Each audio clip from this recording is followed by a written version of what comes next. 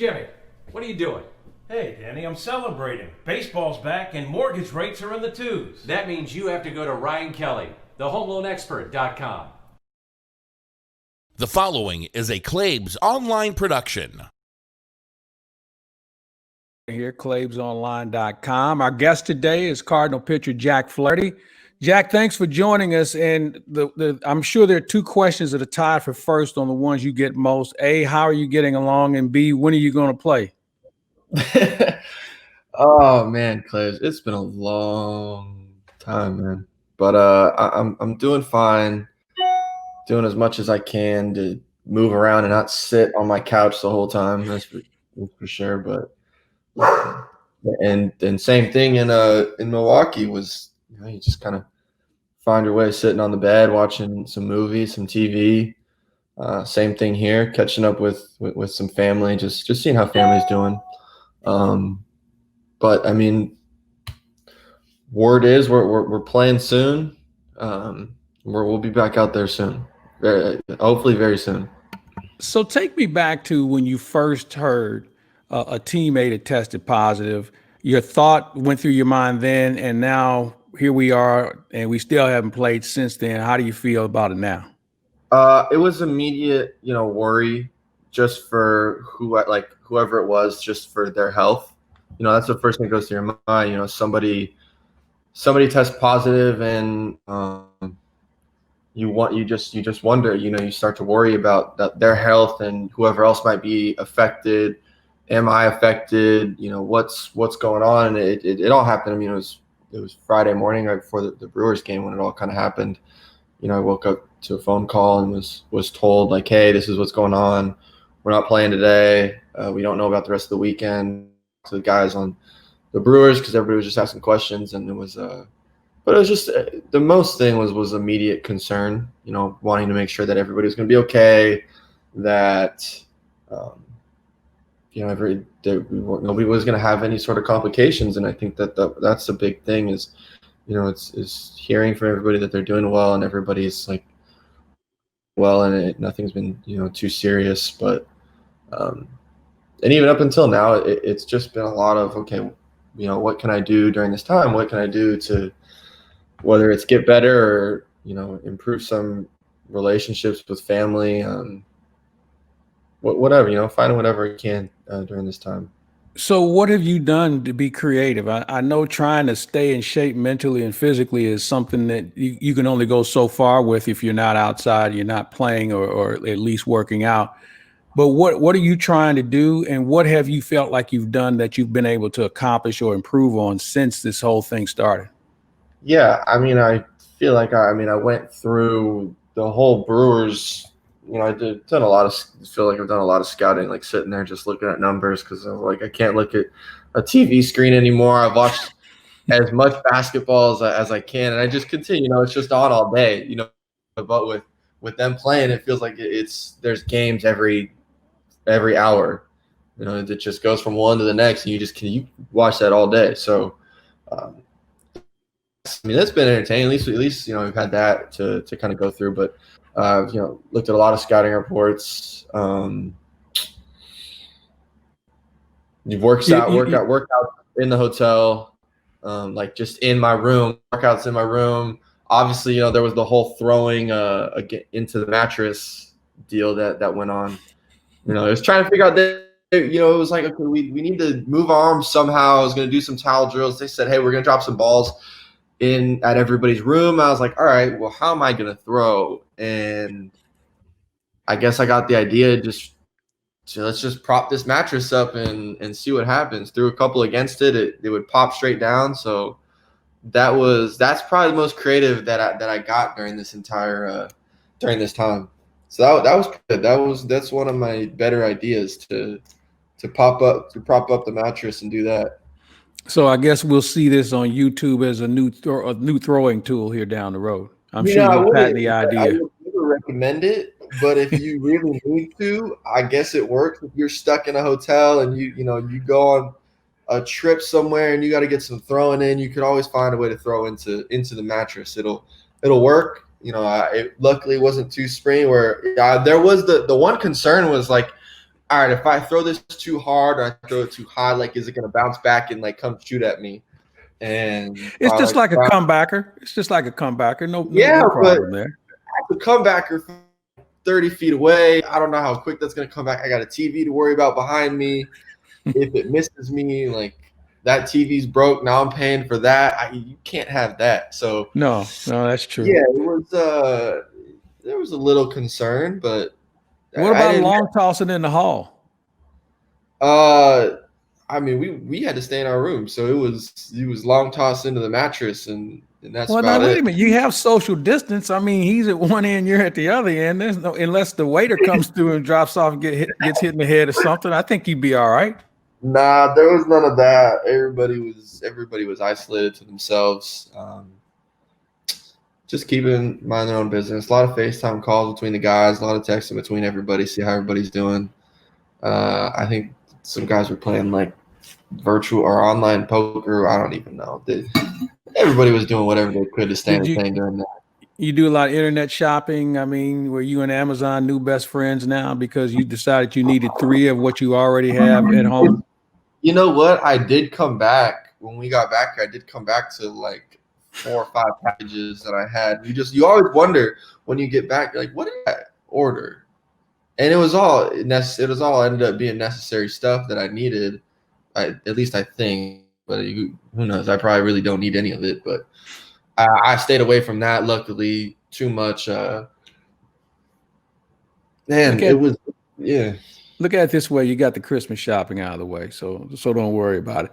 Hey, the layoff has a lot of issues that come with it, obviously, and it's been a while since you pitched. What's that approach? What's that mindset going to be like now? Because while I know you want to pitch, and I know it's something that you train yourself to do, you can't go out and pitch like, this is August and you've had 20 starts under your belt. So what's that approach? What's that mindset like? I mean, health is going to be first and foremost for everybody. That's kind of everybody's thing on the, for everybody on the team. Everybody, we haven't played since July 29th, I believe it is, and haven't had very many workouts on the field. We literally had 2. We had 2 as a team, and that's all anybody's been on the field was those 2. So it's going to be a lot of everybody trying to stay healthy and really maybe go out, compete, and then also survive that first maybe week or so that we have of games. Just considering the amount of games that we are going to have, the amount of games we're going to have to make up, it's going to be a lot, but it's a new challenge for everybody.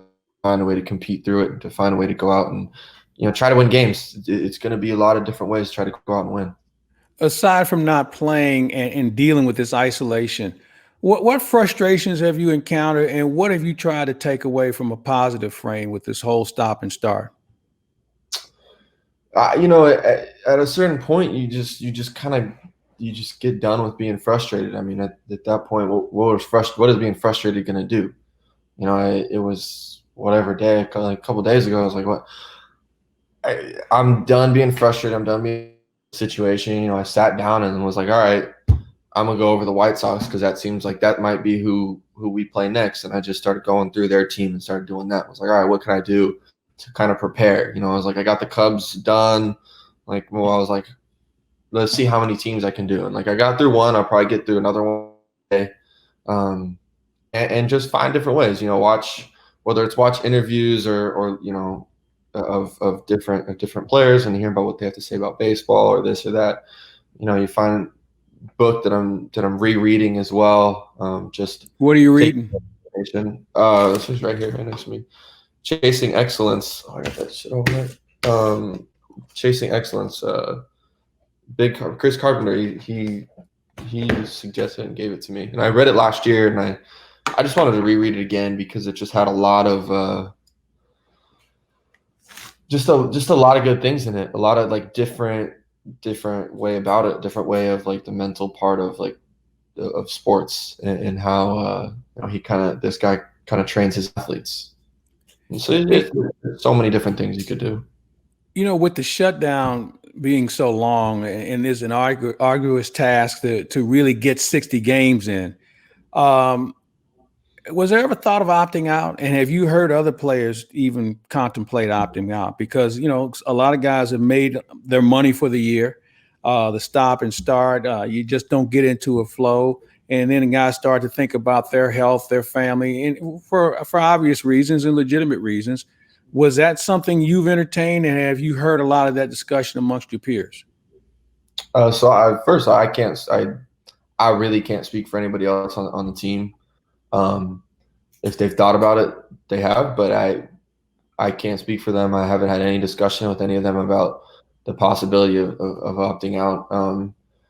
And for myself, I mean, yeah, the thought crosses your mind, but you sat around for this long, like you want to go play at this point. Like it's been between, the layoff from end of spring training and the amount of work that went in from getting home, whatever it was, March 15th or whatever, getting home March 15th and all the work being put in from March through July. And you just want to walk away from that. You put in all that work, you put in all this time, you put in all this effort, you get into a great place. And yeah, this happens and it's unfortunate and it stinks, but you don't put in all that work for nothing. You don't put in all that effort to get to this place and to get better and to put your body through. Basically, I mean, for me, put my body through hell to get to this point to be ready to compete. And it's going to be a lot of doing whatever I can to get back to that point as quickly as possible. So it's a lot of communication, from all sides, from the training staff to the coaches, manager, strength coach, everything. It's a lot of communication, trying to figure out what's the best way to, get in shape, keep yourself in shape. It's not like we're going to be completely out of shape. I mean, it's been a lot of days, but we're not going to be completely out of shape. But it's a different, it's a completely different hill to climb than we have ever had to do before. Because if you get now, I was just going to ask you, how concerned are you now that you've had a chance to learn a little bit more about COVID and its impact? And it seems like we're learning something different every day. How concerned are you about your health and well-being and how you're being taken care of by baseball and certainly the team, and also the whole testing procedure and making sure that, it's accurate enough where you feel comfortable, not only for your health, but certainly your family? Yeah. For me, it was, I'll say this. I mean, I had conversations when I was home with my doctor. Being an asthmatic, like I had conversations at home with my own doctor, like, hey, what's the best way to go about handling this situation? And, this is what's going to go on going back to baseball. And he was like, look, you're good. Go ahead, go back. Just, be smart, wear a mask, keep your distance from guys when you can. Like, the only time I really got to be around anybody is, doing some drills or in a meeting. Otherwise, when I go in the weight room's empty. Training room has been very empty. There's been a lot of precautions taken to keep everybody kind of away from each other. The only time you're near somebody is when you have a meeting or maybe, wait, like clubhouse right before the game when everybody's kind of getting dressed or getting ready. But that's kind of an unavoidable thing. That's just the nature of how things go. Everybody's going to be in the clubhouse, get ready, get changed, go out for the anthem.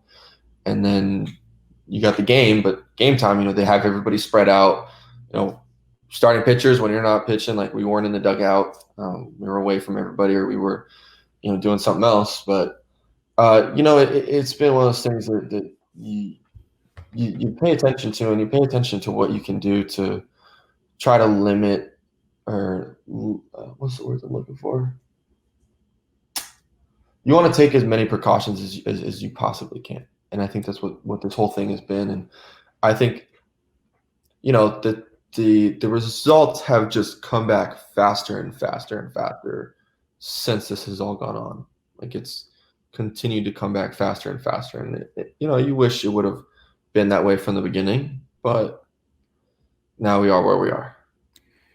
you had this free time, and obviously you're a guy who participates in social media. You have a lot of fun with it, but do you find yourself having to put it down or picking it up Oh, more man. because of the noise that you may encounter? And a lot of times it's just from people who are uninformed. So how have you tried to balance that? Because social media is part of what every athlete does these days. Yeah, it is what you have. Your phones, you have your phone with you at all time. And I think it was in Milwaukee, like I got the wherever it was, Milwaukee or here, I don't know.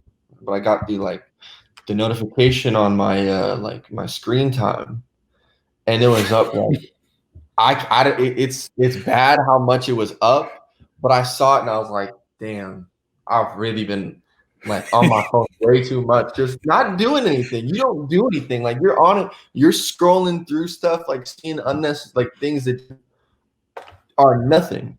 And you just like go through and and then the screen time popped up like Sunday morning. I was like, and it had been going down and down and down for me too. It was like every week it was like your screen time's down. Because I've been trying to put it down more, like put it down, stay off it, like stay like half time I'm like logged out of Instagram. I'm not on it, not paying attention. I'm like logged out of it like all the time. And but when that screen time popped up and I was like, it's like we gotta make this up. It sounds like you need a hobby, man. Have you found one? And because you've had this free time. My hobby is sports. I watch basketball, I watch something else, like read a little bit. I'll play some video games here and there. But I prefer to play it against somebody like that kind of competition. But yeah, my hobby is sports and doing anything from that sense. All right. So you're a guy who enjoys sports. So you watch a little hockey, whole lot of basketball. I don't know about the other sports. What do you think of the bubble concept that we see with the NBA and the NHL, and certainly the success they've had of not having a positive issue that we're seeing in other sports like baseball, and we've seen it even in golf. What are your thoughts on that? Look, I mean, it's worked for them. They found a way to make it work.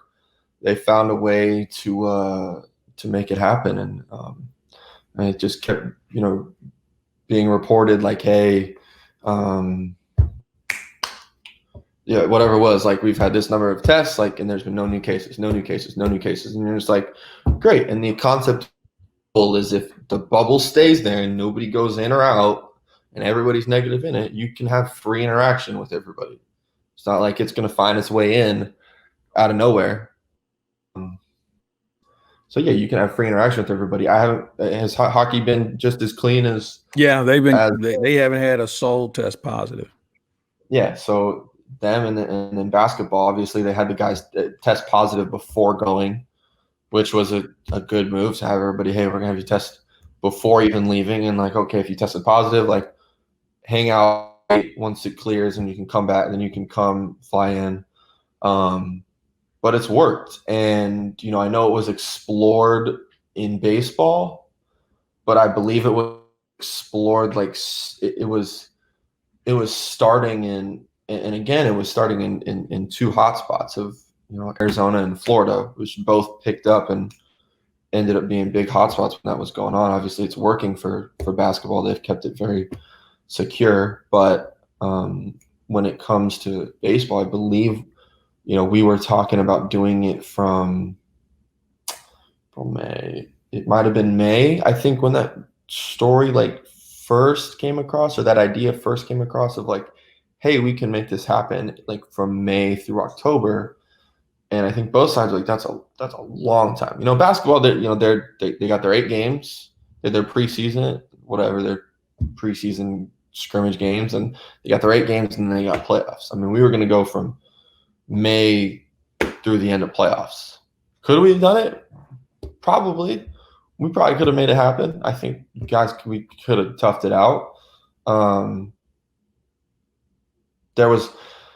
I think everybody had reservations about going to home city and going here and there and traveling in, and you never know who you might run into. So I think guys had reservations about traveling. Guys also had reservations bubble and being kept up in a place for still like 5 months. What do you think as you look at this thing unfold, be it baseball, basketball, hockey? What have you taken away from it that maybe you feel like maybe baseball could have been more active about, or do you think they checked all the boxes along the way? Because obviously it's a different sport. There were going to be more games, but is there anything you witnessed in the other sports so far that you feel like, maybe that was something baseball should have taken a longer look at, aside from the bubble and the schedule? And again, you're going to be playing more games. Right. I mean, look, this was a long discussion, and I know a lot of what was being in the media was that everything that was discussed was money, and it was all about pay, and that's all we cared about. But the first thing that we wanted to talk about was the health. We were all concerned about players, about the health and safety side of it, and wanting to make sure that that was right. The money and the service time and everything, that was secondary. Obviously, it was important, and it was kind of made out to be that that's all that either side cared about. But the health side was the most important, and there was a number of discussions on what can we do? Can we do this better? Can we make this happen? I mean, the amount of tests that we go through, we get tested now. It's been every day. At the beginning, it was every other day we were getting tested, and we had temperature checks every day in order to catch it as quickly as possible. But you've seen I know there was what was it? I don't know. The Lions, they showed their thing with like screens or whatnot in their clubhouse, like screen between each locker. I saw the Broncos or whatnot walk through like a sanitizer thing, like a whole body sanitizing thing. And I don't know, I don't know how much those help, or what, if they truly do help out. I think we did that. So much was done to try to make this happen, and to make it happen. It's still going on. Like, we're going to figure out the rest of the season. God willing, that there's no more positive cases, and that this is the last of it, and we'll get going. But yeah, there was a lot of time and effort put into what can we do to make this thing safe? What can we do to make this thing happen? All right, you told me that you've been basketballed out to the point where you watched every dribble virtually. You want to handicap the playoffs for me? He said, what? Do I want to what about? You want to handicap the playoffs. Who do you like? And also, it's interesting when you have these down moments or hours or days or months, it seems like we pay closer attention, and maybe we recognize a player or a team in a different sport that we didn't know was that good. So first of all, who do you like in the playoffs? And secondly, what team or what player has created or garnered more interest on your behalf? And maybe it's not basketball. Maybe you watch golf. Maybe you saw a shift to hockey, or maybe you saw something else that piqued your interest. So first of all, give me your NBA picks. I've watched a little bit of the hockey. I haven't watched a whole lot. I'm probably, now that the playoffs are going, because I didn't know. I had no idea what was going on. I was like, what is this, like, round robin? And then they've got a series going on. I was like, I'm lost. Just let me know when the playoffs start so I can follow it. Then playoff hockey is entertaining. I mean, I used to watch a lot more when being from LA, when the Kings were doing it when I was in high school. But basketball wise, man, it is the West, and both sides are going to be very interesting. The West is going to be very interesting with the Lakers, the Clippers, the Rockets. If Portland makes it in there, Portland can score with the best of them. His name is Gary Trent. Gary Trent Jr. Yeah, Gary Trent Jr.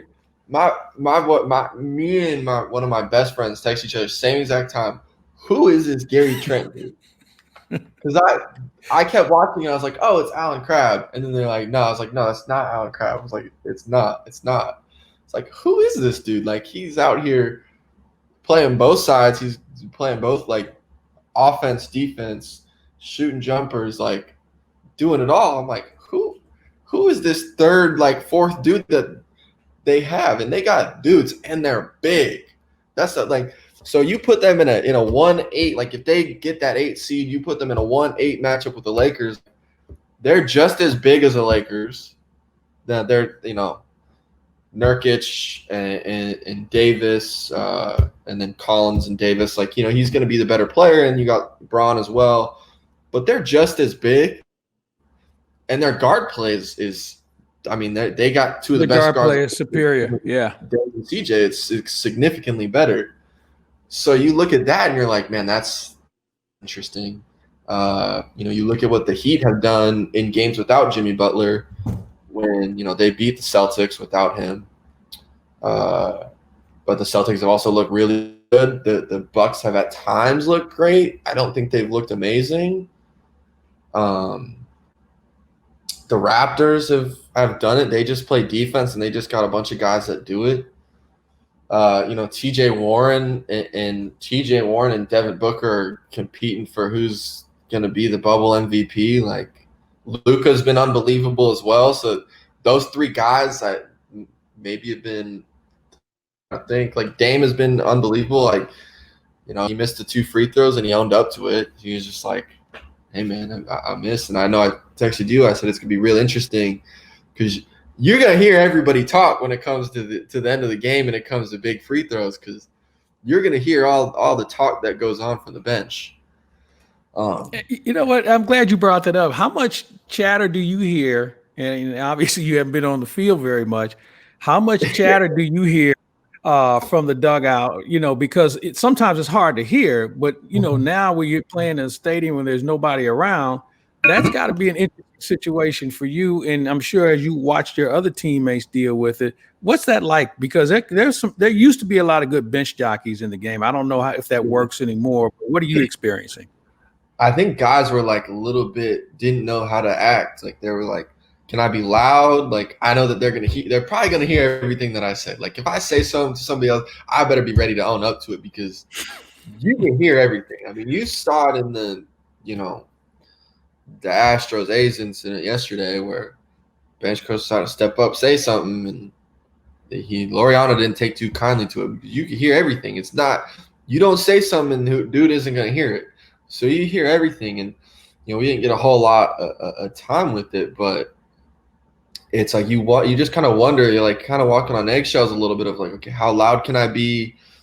Can I say this? Or sometimes you just like, you know what, I'm gonna say it, and if they hear it, they hear it, and if it comes out that way, it comes out. But you still got to be you, regardless of if somebody's gonna hear it and they might take offense to something. That's just how I am. I mean, you still got to find a way to be you and play the game the same way day in, day out. But it's weird being able to hear a lot more. Like you actually hear the chatter, and it helps you kind of find ways to block out, what they got to say and what they're saying, and you can hear it all.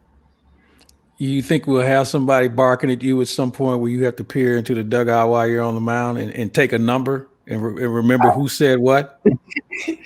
I mean, if I hear it, I'm going to remember it. That's for sure. If I hear it, I'm going to remember it. Hey, for you, there's so much that you've obviously missed, and I know you eat in every night. What food or what restaurant do you miss most now?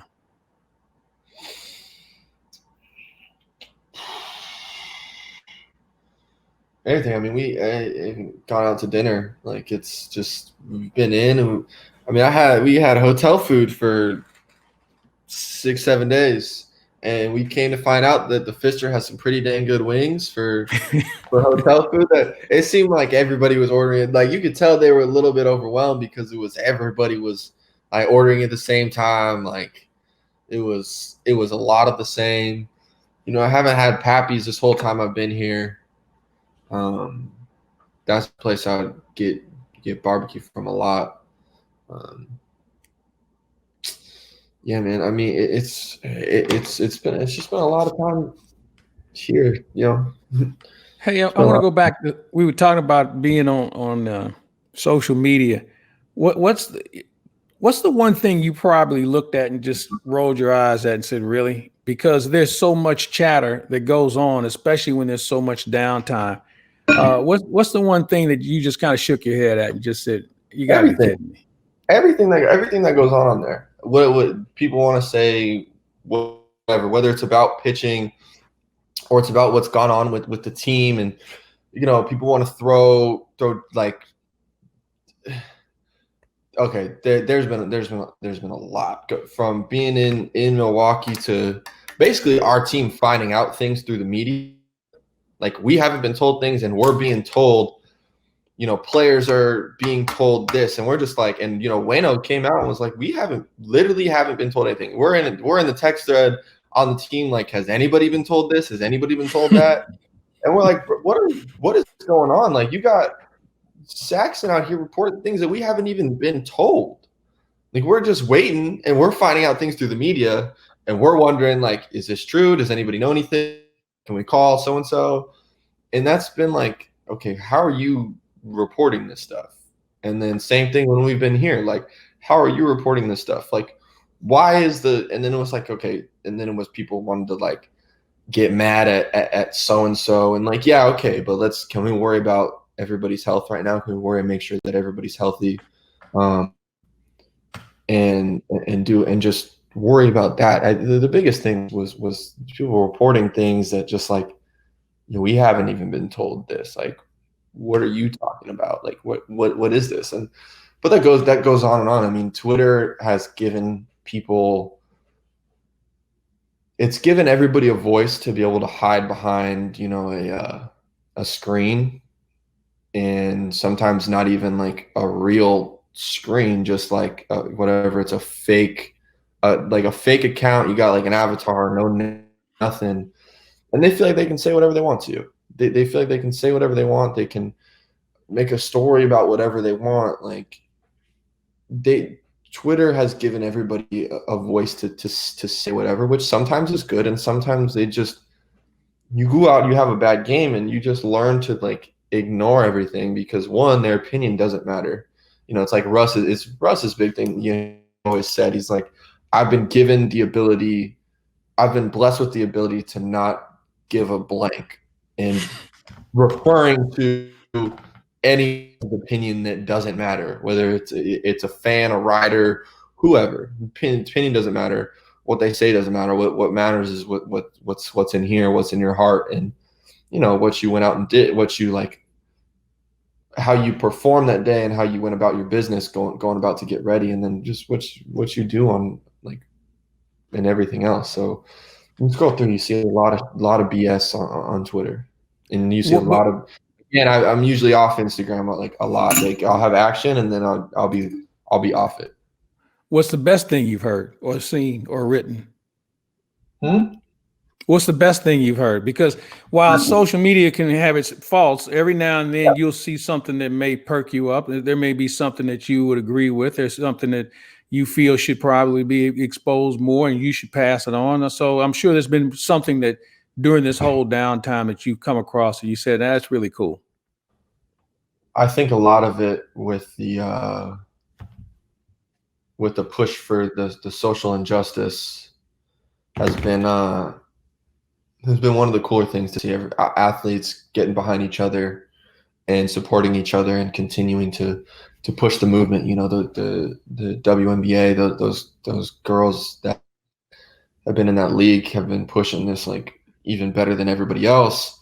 They don't get the same coverage, but I got to know one of them a little bit here and there, and you see like, oh, people don't want to watch WNBA. Well, if you put them on ESPN, people are watching it. People will watch and will tune in and will pay attention. Like, when you can actually tune in and watch them, they will watch it. Like, it's like, why does everybody watch the NBA? Well, it's on ESPN, it's on TNT, it's on these major networks, and you put WNBA there. There's people who are tuning in and watching it. Not ESPN too. Put them on ESPN, they're watching it.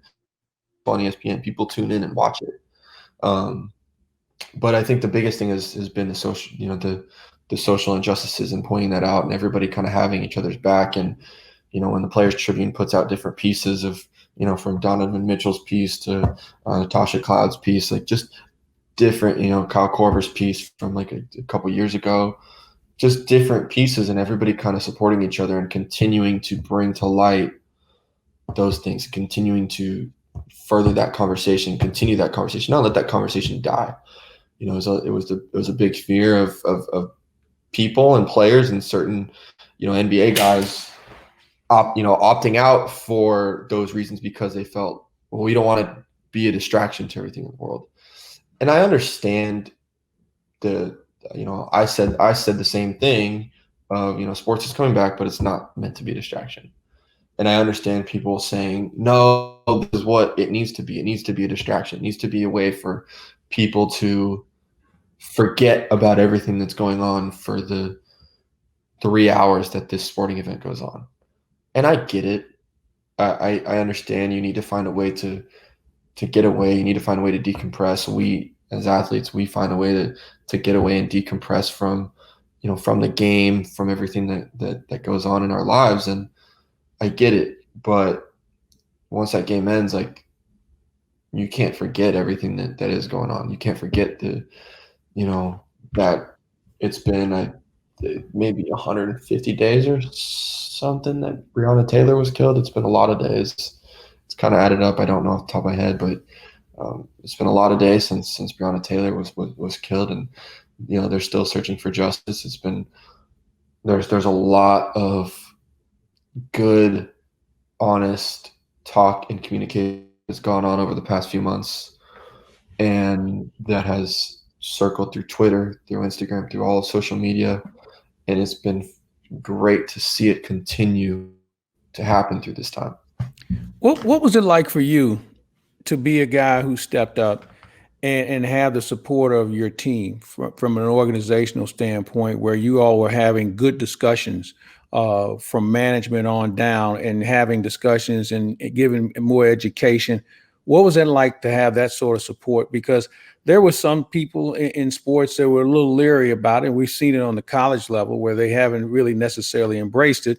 But for you, what was it like for this to be the only organization you play for and for them to show the support to you and certainly what was going on?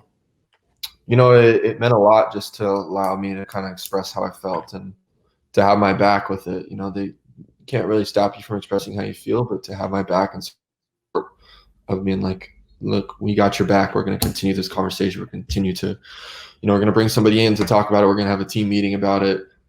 You know, we're going to allow you to wear your shirts out on the field. We're going to allow you to wear your shirt during the anthem. We'll allow you to wear, you know, the shirt when you go out and warm up for pregame. Like, just to have that support and to have that backing, it helps a lot. And there's no real way to put it into words, but it helps a lot. And, you know, when it all happened, when I was coming back, you know, I was active on social media a lot, but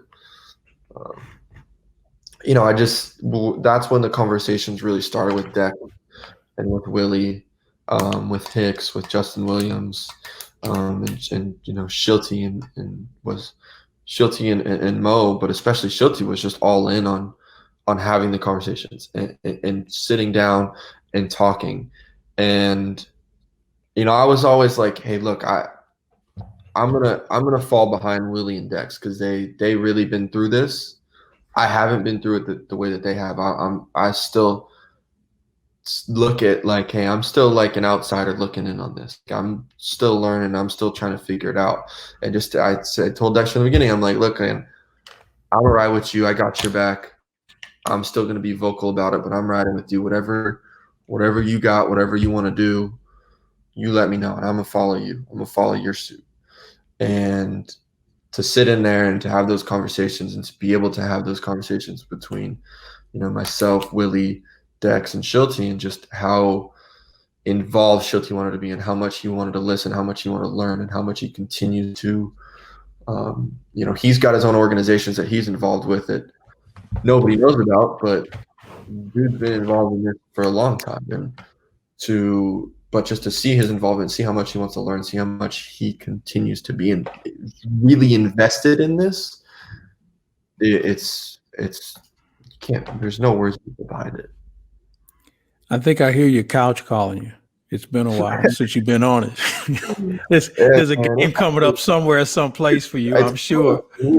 Yeah, it's calling for me to like take a nap or something. It's about like it's about that nap time in the day. We got Well, the rest of listen, I get the feeling that the light at the end of the tunnel is within sight. There is light at the end of the tunnel. There you go. That's And it's my hope that we see you on the mound. Don't try and break Hicks's record throwing 105 miles an hour with the first pitch, but just make it unhittable, and then we'll take it from there. That sounds good. Looking forward to getting back out there. Hey, I appreciate you taking the time today. I know you were really busy, but I appreciate you taking the time, and good health. Stay in touch, stay safe, and enjoy this time off, because when you go back to work, you're going to be working. There's no question about that. We'll be working. That's for sure. It's going to be work. It's going to be good work. He's Jack Flaherty. I'm Mike Claiborne. We thank everybody for watching and listening on claibsonline.com.